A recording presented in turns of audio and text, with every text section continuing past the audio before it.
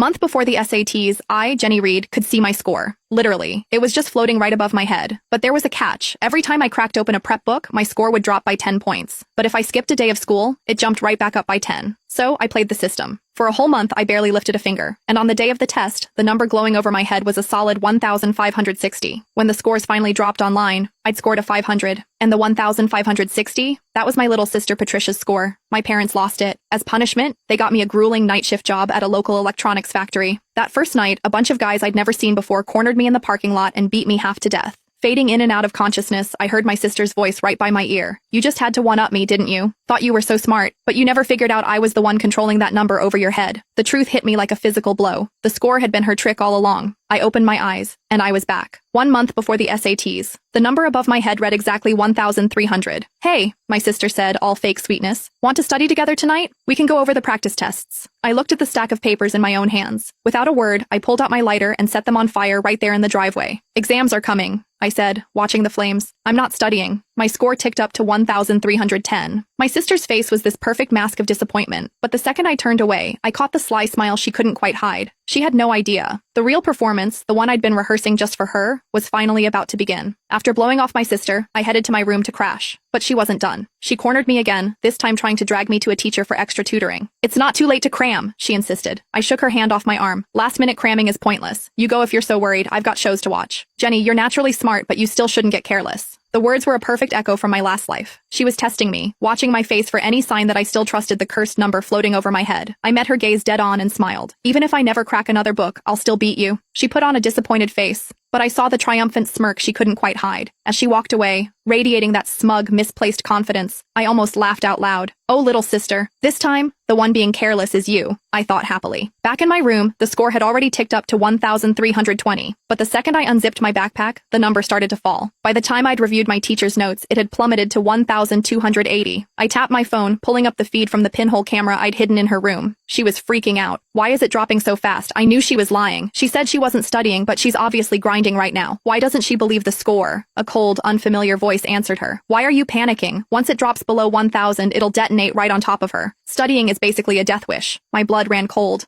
but my sister looked thrilled. If she gets blown up, she deserves it.